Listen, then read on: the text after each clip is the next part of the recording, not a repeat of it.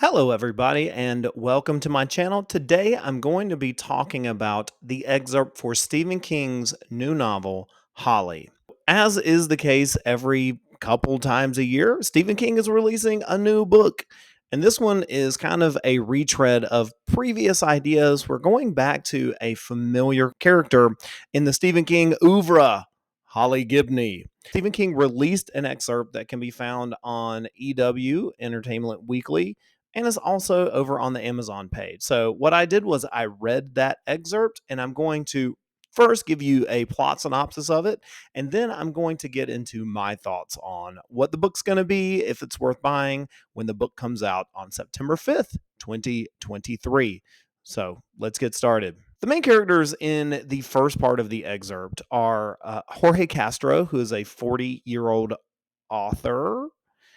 Then we have Dr. Emily Harris, who is an 80-year-old poet, and her husband, Rodney Harris.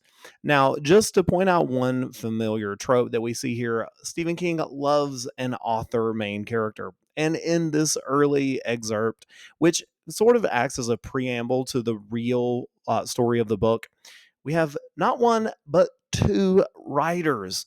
And they seem to reflect Stephen King's own thoughts about the writing process. And we've never really gotten a memoir from him, except for what is briefly in the On Writing book he had at the end of the 90s.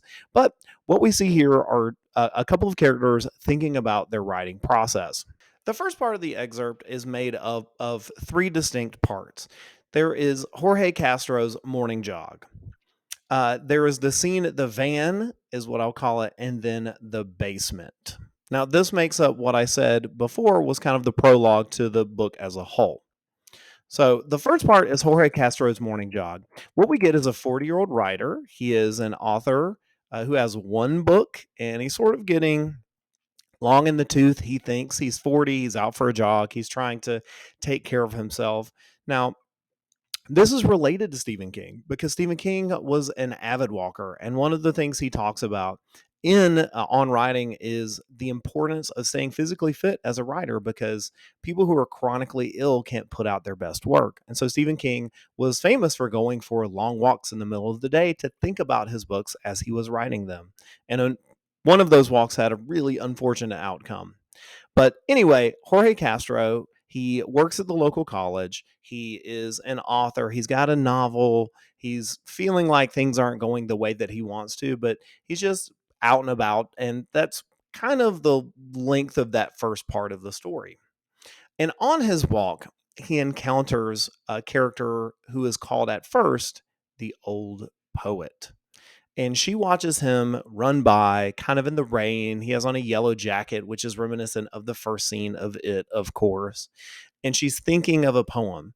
And we get a little insight into the way that Stephen King thinks about the writing of poetry and he talks about the character getting her fingers under a poem and sort of leveraging that into something. And I think Stephen King probably sees himself as that kind of writer, someone who's very tactile and works with his hands. He's not an artsy fartsy kind of writer. He's actually, a carpenter of sorts. A John Carpenter, maybe. Now, in the second part of the prologue, we have the main character, kind of Jorge Castro, encountering the poet, Dr. Harris, and her husband, Rodney.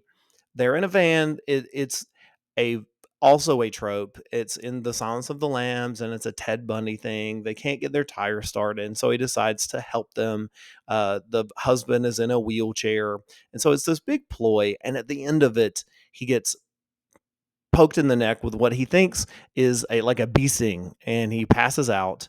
And that's the scene in the van. It sets up that these two older characters are not the quaint older people that we think they are, but are in fact extremely sinister. Which moves us to the third part of the first part of the excerpt.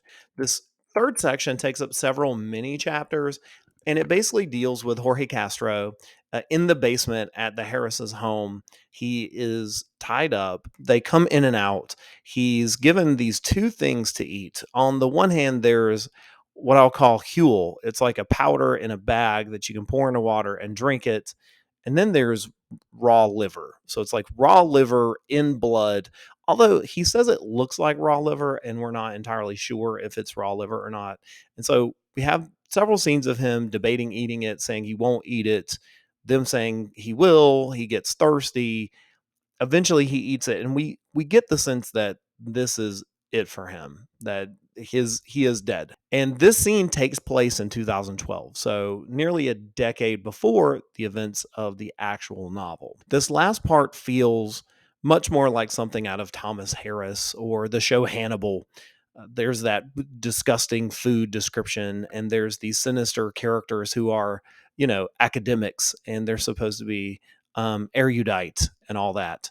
So, kind of an interesting spin on things. These aren't the sort of blue collar, crazy criminals that we would see in The Stand, right? Thought it was an interesting opening. Definitely a little gross, but nothing that I don't think most Stephen King readers can handle.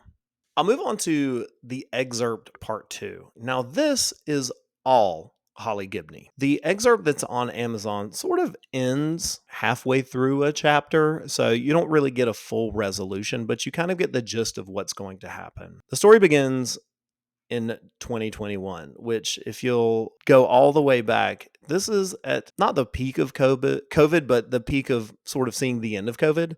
And 2021 was still a time where lots of bad things were happening. People were still dying by the thousands. And Holly is caught right in the middle of it. Her own mother, Charlotte, has been sort of red pilled and bought into the my body, no vaccine sort of stuff. And she ends up getting COVID and dying. So we get a scene of Holly Gibney giving the eulogy at her mother's funeral over Zoom and logging off because she just can't quite handle it. It just sets the stage for what things are going on. There are a lot of really cool political discussions in there and allusions to things that were going on in 2021 that I think most of us have probably already forgotten about. And I know that Stephen King is a pretty controversial figure for people on the right. So if you are right leaning, you're probably like, ugh, gross again. But I thought it was really effective and set the stage for what's going on and where Holly is in her life at this point. She has taken up smoking again and has sort of fallen into some of her old habits, as I think that solitude over the course of 1 to 2 years will do to a person. That is part one. She gets a call from her partner who also has COVID, and they have a conversation, and they talk about these phone calls that Holly has been getting. She's getting voicemails. The Finders Keepers agency has sort of disbanded for now because of Holly's mother's death and COVID and all these other reasons. And so they've decided not to take any cases, but there's this persistent figure who keeps calling. And so the excerpt sort of ends with Holly calling this person back. And it's in the middle of their conversation. And she's being resistant, but obviously she's going to take it. Otherwise, why include it, right? My thoughts on it are pretty simple. For anyone who read and loved the Bill Hodges trilogy, even The Outsider for that matter, Stephen King's newest novel feels like it'll be warm and comforting, like a breakfast cooked by Annie Wilkes. Holly Gibney is a character that Stephen King very obviously feels a lot of compassion for. He loves her. He adores writing her. She was really just meant to be a walk-on character in Mr. Mercedes, the first Bill Hodges book. And she just sort of took the book over. I remember thinking like, whoa, this is a really unique and special character. And so she's been in several things since then, including a novella in the book If It Bleeds, if you remember that from a couple of years ago. If you love the Bill Hodges books, you're probably going to pick this one up and not skip a beat. I think Stephen King is famously known to love mysteries and hard-boiled novels. And this is going to fit right into that. He's settled into writing kind of slightly macabre mysteries. So you get these really atrocious murders, and then the hunt to find the killer. I thought The Outsider was a really great kind of blend of the sort of Stephen King horror plus mystery writing that he's done. So I hope that there's something very kooky and strange and gross in this book, because that's where I think Stephen King's sweet spot is. If Holly's anything like these last several mystery novels, you'll get your money's worth and quite a bit more. I really enjoyed the excerpt. I love the character of Holly Gibney, and I think I'm going to dig right in and feel right at home with her. Thanks for watching. Be sure to like the video and subscribe. you'll get more content just like this. I'm T. Blake Brady, an author and educator, and we'll see you next time on the channel. Thanks for watching. Bye bye now.